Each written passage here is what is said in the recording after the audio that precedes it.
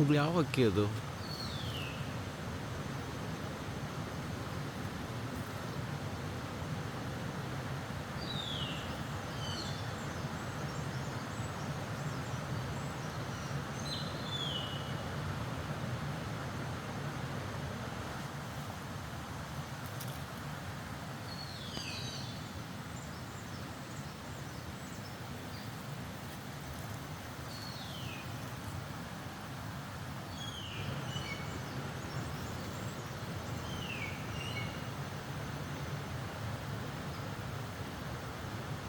Beautiful ಆಗಿದೆ ಅದು, ಸಖತ್ತಾಗಿರೋ ಫೋಗಸ್ಟೆಮನ್.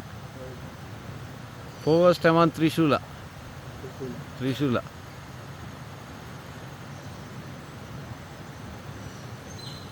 ಯಾಕೆಂದರೆ ಮೇಲ್ಗಡೆ ಭಾಗ ತ್ರಿಶೂಲ ಉಂಟು, ಮೂರು. ಹಾಂ, ಅದಕ್ಕೋಸ್ಕರ ಫೋಗಸ್ಟೆಮನ್ ಈಶ್ವರಿಗೆ ನನಗೆ ಇಷ್ಟ, ಈಶ್ವರ ದೇವರಿಗೆ ತ್ರಿಶೂಲ ಅಲ್ಲ. So sacred to lord Shiva. Shivaratri ಹತ್ರ ಬಂತೀಗ, ಈ ಟೈಮಲ್ಲಿ ಹೂ ಬಿಟ್ಟಿದೆ.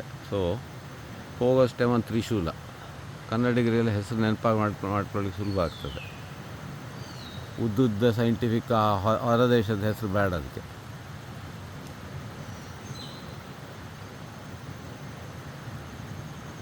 ಈ ಭಾರತದ ಗಿಡಗಳಿಗೆ ಭಾರತದ ಹೆಸರು ಇಡಬೇಕು.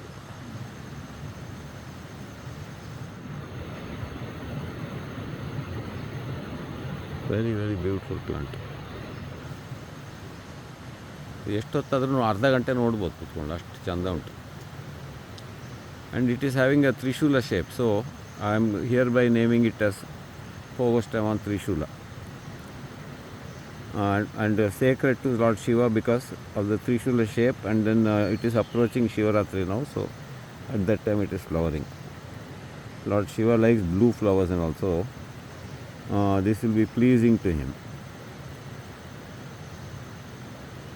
Trishula, Phogostemon Trishula, and it is occurring in the farm next to the flowing water channel.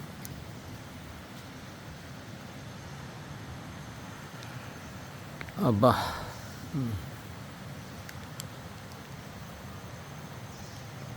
ಇನ್ನೇನಾದ್ರು ಕಾಣುತ್ತೆ ಅಂತ ಫಾಸ್ಟಾಗಿ ನೋಡ್ಕೊಂಡು ಹೋಗೋಣ.